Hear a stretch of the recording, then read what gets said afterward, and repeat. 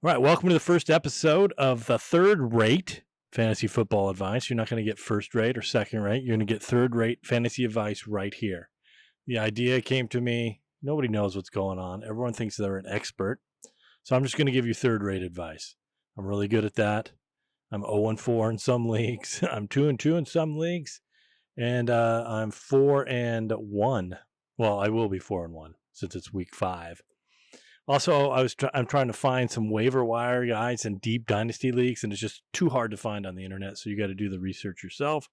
So I thought I'd throw out some third-rate waiver wire in deep dynasty leagues. Let's start with some of my picks. I picked up week 4, but this is some are on a bye week, but I'm going with rookies because you know that you're going to get, like right now, there's probably people like Agnew, Hardy, Hayward, Hunter Renfrow type players. We know what they are. They're in year 6, year 7. You know what you're going to get. But if you go with a rookie, you don't know what you're going to get.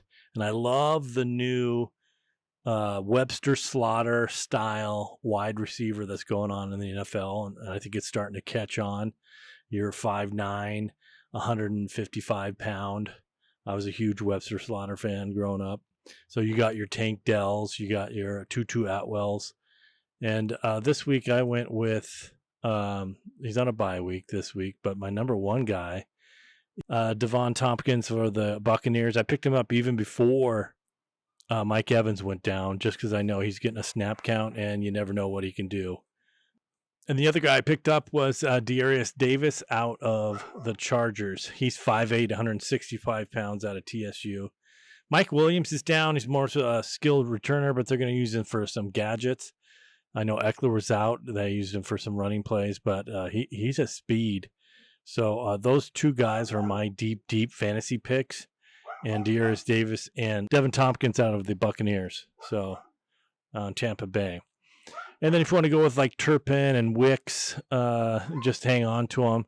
Because if you're like me and you drafted somebody like A.T. Perry, and they're getting inactives, healthy inactives as a rookie.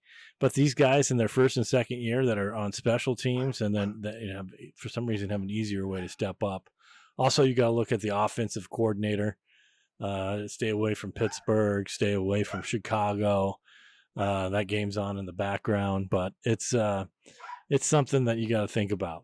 Now, another guy I want to keep in mind, he's been on the IR, is McIntosh out of Seattle. Pete Carroll's going to use those guys a lot. He's a good third down pass catcher. At least he was in college. We can see what he can do when he gets off the IR. Other than that, it's really hard to find deep fantasy waiver wires. You're going to have to scour the local beat writers to figure out what's going on with somebody who might be coming back, who might be out having outstanding practices. Do your research, but I'm going to try to do this every Monday. My deep fantasy waiver wires on the Third Rate Fantasy Advice Show. You can catch it on YouTube. You can get it wherever your podcasts are. So hopefully every Monday I'll give you some good third-rate advice. That's all I have for this week. Week 5, enjoy it. And don't forget to set your lineups a little early for the London games for the Bills and Jaguars.